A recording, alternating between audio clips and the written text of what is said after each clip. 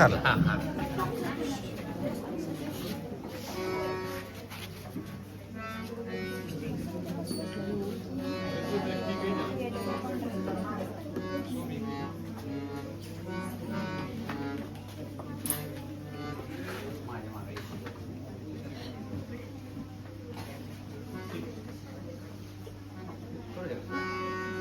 गुरुर्ब्रह्मा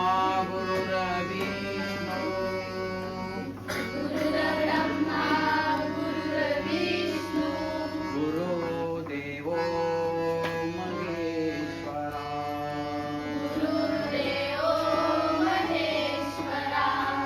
गुरुर्ब्रह्मा गुरुर्विष्णू गुरुदेवो महेश्वरा गुरु साक्षात् परब्रह्म तस्मै श्री गुरुवे नमः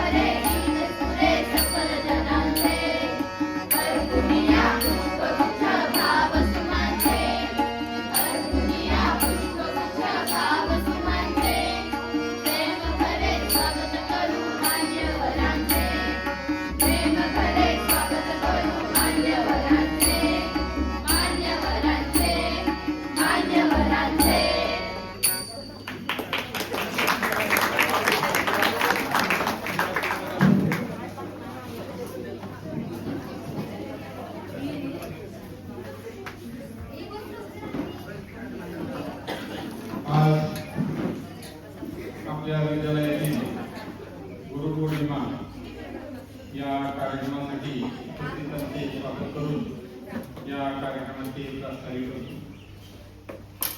गुरुचा महिमा हा खोल आहे. प्राचीन काळापासून ते आजपर्यंतच्या काळामध्ये गुरुचा महिमा हा सांगितलेला आहे. गुरुशिवाय मिळालेलं ज्ञान हे अपुरं असतं असं प्राचीन महाभारतातील अर्जुनाच्या कथेवरून तुम्हाला त्या ठिकाणी दिसून येईल.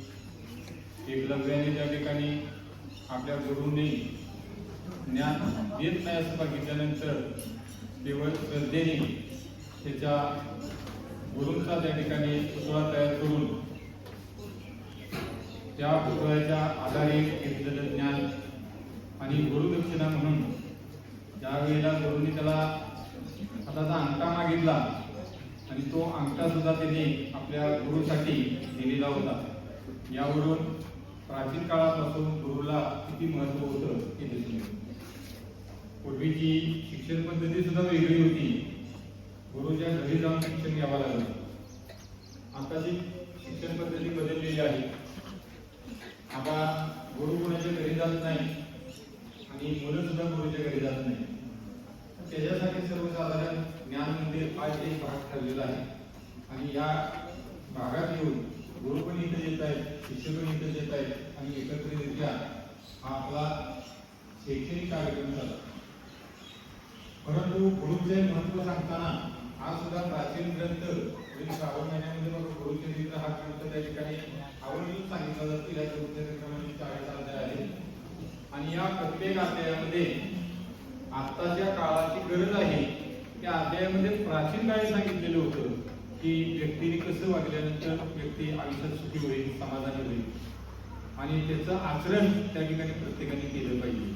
आणि म्हणून वर्षातून एकदा गुरूंच्या विषयी गुरूंचा त्या ठिकाणी नम्र होण्याची, गुरूंचा विषयी सहानुभूती प्रकट करण्याची आणि गुरूंनी केलेले उपकार त्या ठिकाणी सांगण्याची प्रथा या गुरुपौर्णिमेमध्ये त्या ठिकाणी आहे. आता गुरु म्हटले की फक्त शाळेत शिकवणारे शिक्षक हेच गुरु असतात नाही, असं नाही. निसर्ग सुद्धा आपल्या दृष्टीने गुरु आहे, आई वडील गुरु आहेत, आपला मित्र सुद्धा आपला काही वेळा त्या ठिकाणी गुरु हा बनू शकतो. तर या गुरुपौर्णिमेचा कार्यक्रम आपल्या विद्यालयामध्ये जो साजरा केला आहे ते इथून पुढचे सूत्रसंचालन मी इयत्ता 10वीतील उत्तरा साबळे आणि स्वराली मोरे यांच्याकडे त्या ठिकाणी देत आहे. लाईट गेलेली आहे पण त्यांचा सुद्धा आवाज तर लाईट गेलेली आहे परंतु सर्वांनी जर शांतता पाळली तर सर्वांच्या पर्यंत आवाज नक्की येईल. सर मी बोलतो आधी मग स्वागत करू. हा चालेल.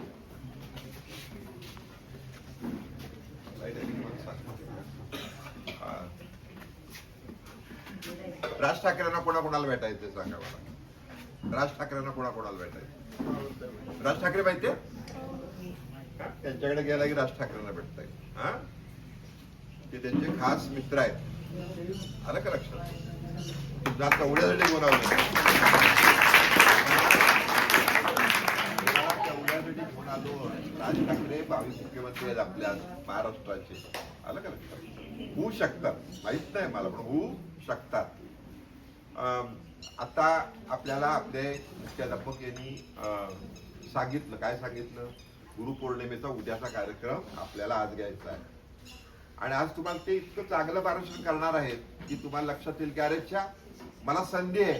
तुम्हाला माहितीये का आपली एक मुलगी ठाण्यामध्ये आहे, शाळेची माझी विद्यार्थिनी, ती मोठ्या मोठ्या कॉर्पोरेट ऑफिसर्सची ट्रेनिंग घेते, योगासनाचे मोठे वर्ग घेते. त्या मुलीचं नाव जमदाडे सर सांगतील, मी नाही सांगणार. आणि ती मुलगी 12वी झाल्यानंतर बॅग घेतली, तिने काय घेतली? बॅग, आणि डायरेक्ट ठाण्याला गेली. तिने ठरवलं होतं मला मोठं व्हायचंय, मला काहीतरी करायचंय आणि तिने ब्युटी पार्लर मध्ये पहिल्यांदा झाडलोटीचं काम केलं. कशाचं?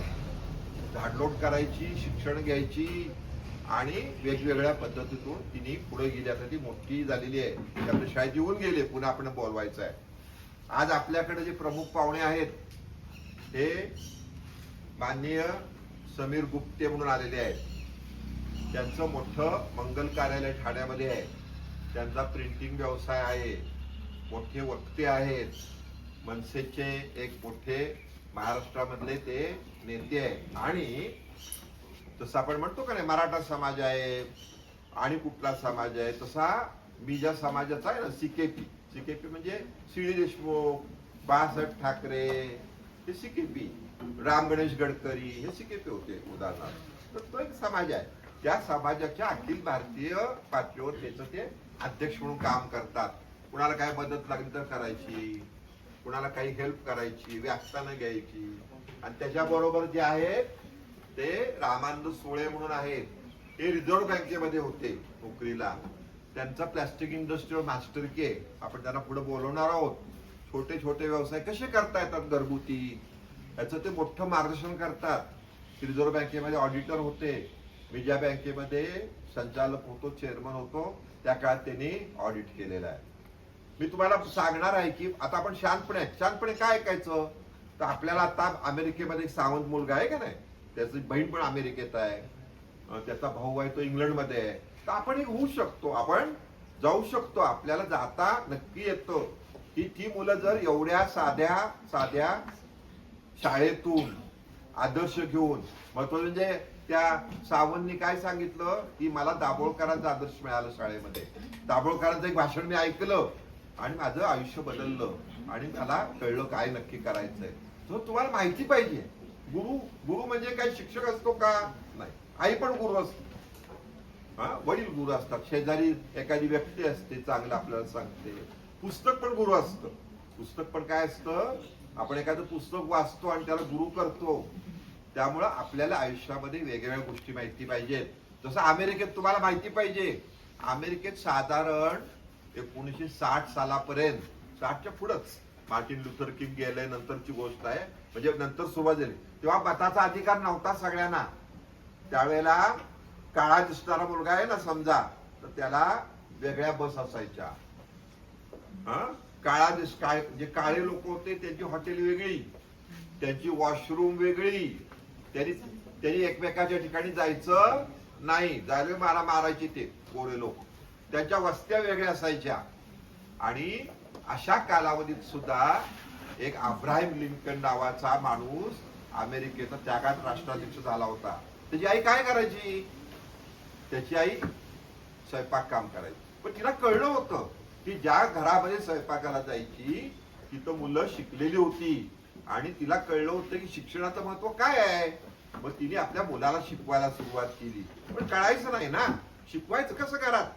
मग तो मुलगा घरातून शंका विचारायचा, मला हे गणित सुटत नाही, आई मला सांग. ती बिचारी स्वयंपाक करत असायची. मग ती काय करायची, ती त्याला सांगायची परत कर, काय म्हणायची, परत कर. मग त्याला परत करताना शाळेमध्ये शिक्षकांनी शिकवलेलं आठवायचं आणि मग तो हळूहळू स्वयं अध्ययन आणि शिक्षकांनी शिकवलं, त्याच्यामुळे तो काय झाला, मोठा होत गेला. पण त्याने आईने असं नाही सांगितलं त्याला की मला येत नाही गणित शिकवता, मला इतिहास येत नाही. ती काय म्हणजे वाच, पुन्हा वाच. तिला बिचारायला येत नव्हतं ना, ती तरी काय करणार. पण तिने आयडिया वापरली, तिने सांगितलं तू वाच. जसं आपण प्रत्येक घरामध्ये आई वडील शिकलेले आहेत का तुमचे, नाही, परंतु तुम्ही जर आई वडिलांपाशी नुसतं वाचत बसला तरी सुद्धा तुम्हाला हळू तिकडे बघायचं नाही. आता आज पडदा लावलेला नाही, इकडं सगळ्यांनी लक्ष द्यायचं, फक्त माझ्याकडे बघायचं किंवा सर बोलतील तेव्हा. तर तेच अब्राहिम लिंकन काय झाले, अमेरिकेचे अध्यक्ष झाले. ते नंतर गोष्ट मी नंतर सांगेन, वेळ नाही आपल्याला.